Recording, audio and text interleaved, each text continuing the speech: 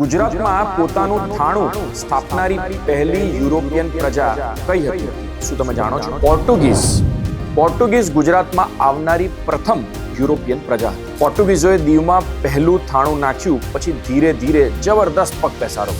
દીવમાંથી પોર્ટુગીઝને તગેડવા માટે 3 ફેબ્રુઆરી 1509 રોજ પહેલું દીવનું જબરદસ્ત યુદ્ધ થયું. ઇજિપ્તનું સલ્તનત, ગુજરાતનું સલ્તનત અને કાલિકટ સંયુક્ત રીતના ભેગા થઈને પોર્ટુગીઝોની સામે લડ્યા. ફ્રાન્સિસ્કો દ એલ્માઇડા ના નેતૃત્વ હેઠળ પોર્ટુગીઝ લશ્કરે ભારત અને ઇજિપ્તના લશ્કરને હરાવ્યું, પછી દીવ પર પોતાનો કબજો કર્યો. પોર્ટુગીઝોએ પછીથી દમણ, દાદરા નગર હવેલી સહિતના ગુજરાતી કિનારા પર અનેક વિસ્તારો ઉપર પોતાનો કબજો કર્યો.